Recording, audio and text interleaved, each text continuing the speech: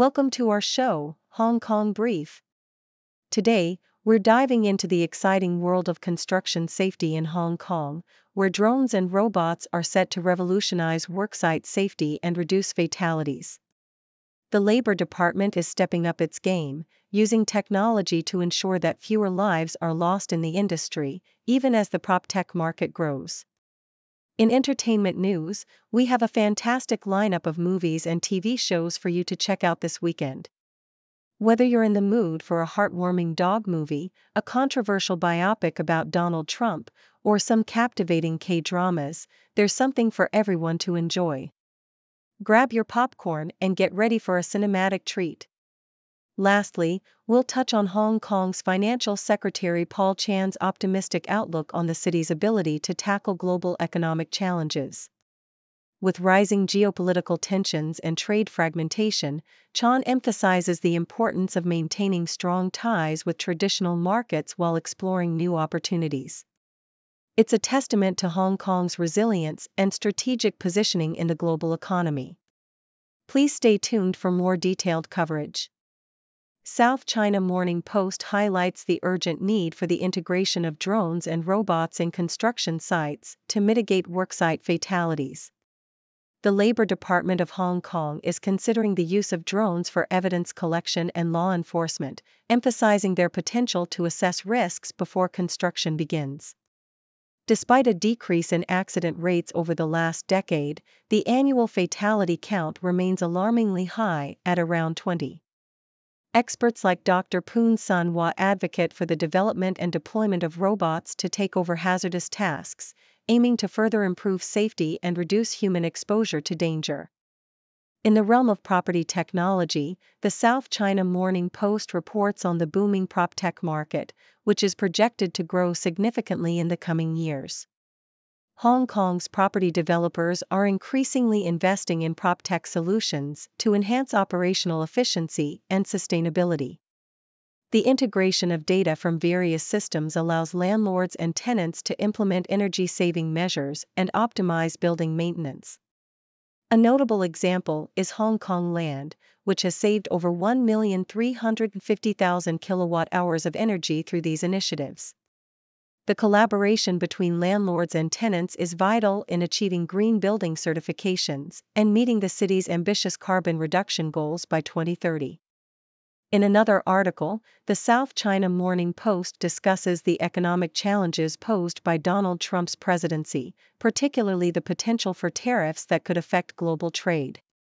Financial Secretary Paul Chan emphasizes that while risks are evident, Hong Kong possesses the resilience to navigate these challenges. He advocates for strengthening ties with traditional markets in the West while also exploring opportunities in emerging economies. Chan points out that despite geopolitical tensions, Hong Kong's unique governance model provides a competitive edge, allowing it to serve as a vital link between China and advanced economies. The city's proactive approach to building bilateral relationships in Southeast Asia and the Middle East is crucial for its economic diversification in a post-pandemic world.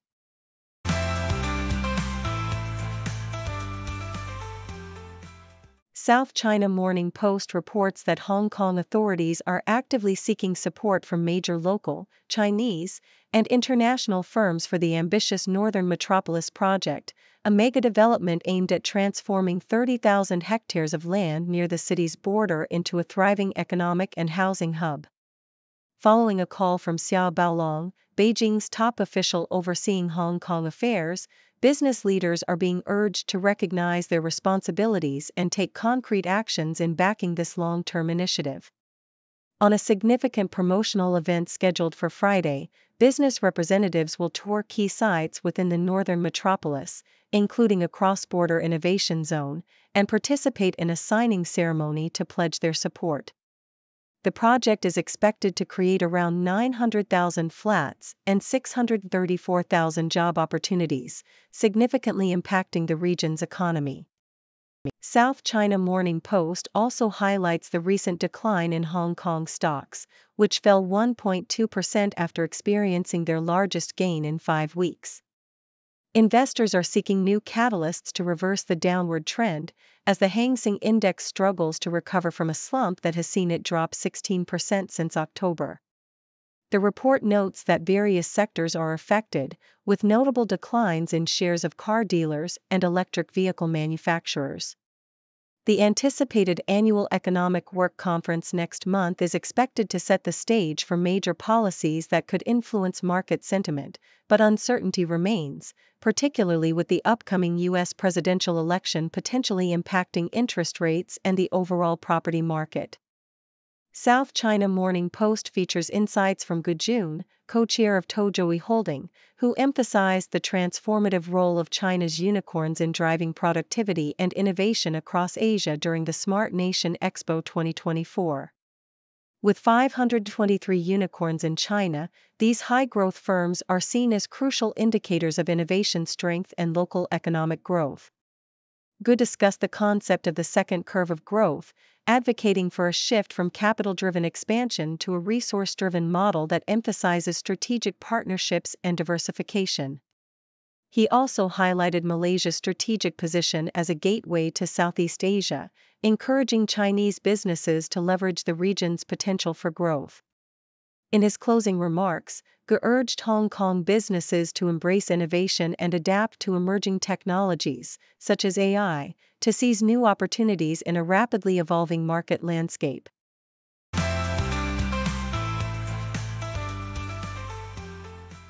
South China Morning Post, fresh off Markham, attempts to weave a narrative around the immigrant experience in a multicultural Toronto suburb, but unfortunately falters due to lackluster writing and performances. The film features three interconnected stories, starting with Sean, a newcomer from China who finds himself entangled in petty crime after being swindled by a relocation company. As he and his friend Kevin embark on a botched robbery, their misadventures lead them into a series of absurd situations, including a carpool with a Hong Kong influencer. While the first story offers intriguing cultural insights, the subsequent vignettes suffer from poor execution and implausible scenarios, with the film ultimately failing to deliver the emotional weight it aspires to achieve.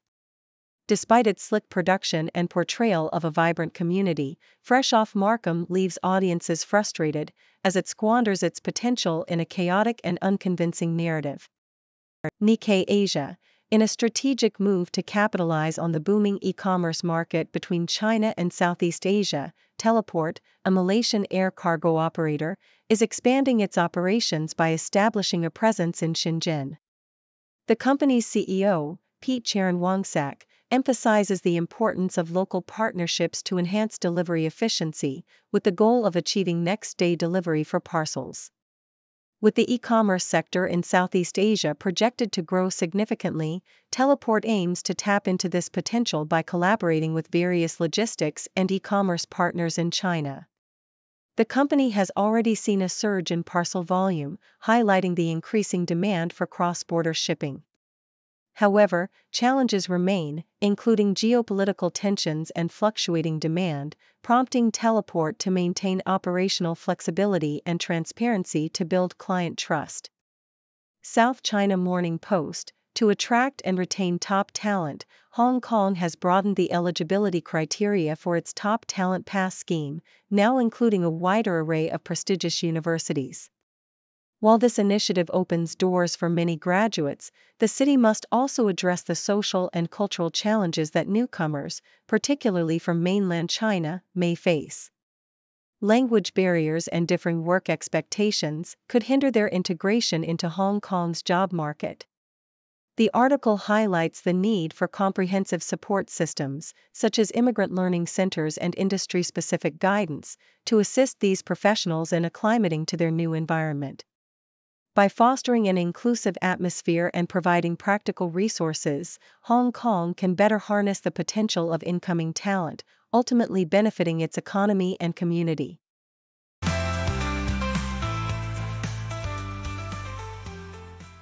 The Sydney Morning Herald reports that Star Entertainment is facing a significant financial crisis, with its chief executive Steve McCann revealing a staggering 15.5% drop in daily average gambling revenue following the introduction of cash gambling restrictions at its Sydney casino.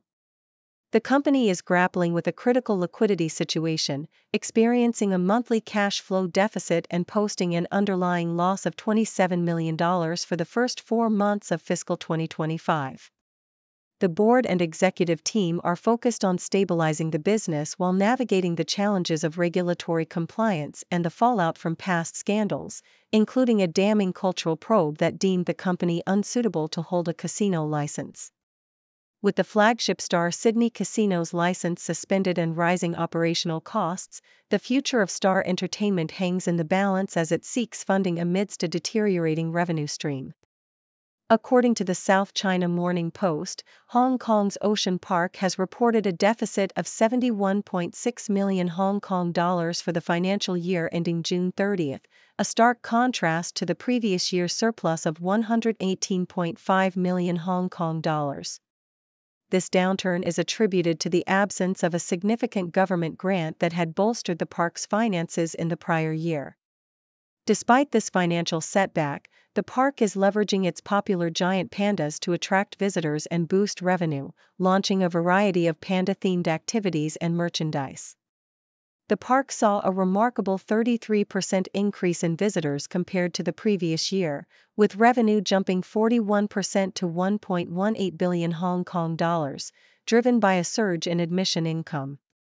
However, the lack of substantial government support has strained its operating budget, prompting the park to focus on innovative ways to enhance visitor experience and capitalize on the panda craze. The South China Morning Post also highlights the ambitions of Chinese electric vehicle manufacturers who view Hong Kong as a strategic launch pad for global expansion. With increasing barriers in key markets like the US and EU, the China Association of Automobile Manufacturers convened in Hong Kong to discuss how the city can facilitate the internationalization of Chinese EV brands. The challenges faced by these manufacturers include compliance with international standards and brand promotion, but Hong Kong's status as a financial and trade hub offers a unique advantage. Companies like Xpeng and Geely are already making strides in the city, launching new models and planning stock listings. The Hong Kong government is committed to transitioning to electric vehicles by 2035, further solidifying the city's position as a vital testing ground for Chinese EVs aiming for global markets.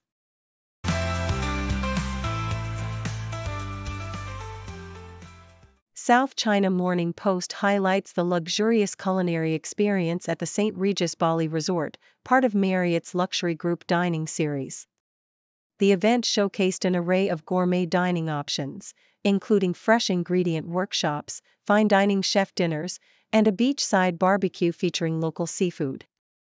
Guests were treated to unique dishes prepared by renowned chefs, such as a vibrant yellowfin tuna tartare and a stunning scallop dish paired with palm hearts and apple. The experience was not only about exquisite food but also about engaging storytelling and creating memorable moments, underscoring the resort's strategy to keep guests entertained and immersed in luxury throughout their stay.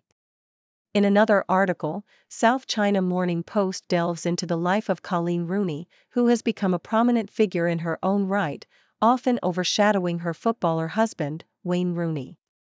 From her teenage romance with Wayne to her participation in the reality show I'm a Celebrity.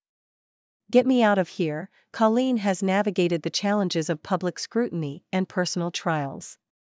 She candidly discusses her experiences, including the heart-wrenching loss of her sister Rosie and the tumultuous moments in her marriage. Colleen's resilience shines through as she embraces her identity beyond being a WAG, and her infamous legal battle with fellow WAG Rebecca Vardy turned into a national spectacle, further solidifying her status in the public eye. Lastly, South China Morning Post explores the romantic life of Jonathan Bailey, the star of Netflix's Bridgerton, who has been linked to James Ellis since their public display of affection at the Olivier Awards in 2019. Bailey, who values his privacy, has shared that he is dating a lovely man but has kept the details of his relationship under wraps. James Ellis, a director at Jester Media, shares Bailey's preference for a low-profile life, making it challenging to ascertain the current status of their romance. Despite the intrigue surrounding Bailey's personal life, he continues to focus on his burgeoning career, particularly with the release of the new Wicked adaptation, capturing the hearts of fans worldwide.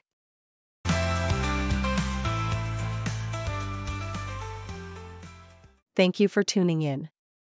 The content above showcases the latest briefing reports and analytical synopses, thoughtfully curated by the 6Do team. These insights stem from a wide array of reputable media outlets, think tanks, government sources, and specialized experts worldwide. We encourage you to explore these sources for a comprehensive perspective. Keep in mind that while the content may not always align with the official standpoint of 6Do Brief, it's not meant to be taken as absolute directives for decision-making. Comprising seasoned media professionals, learned scholars, and accomplished scientists, the 6Do team embodies a trailblazing, fully independent media entity. To customize 6Do Brief to meet your professional needs, you have the option to subscribe to a diverse array of briefings on our website, 6dobrief.com.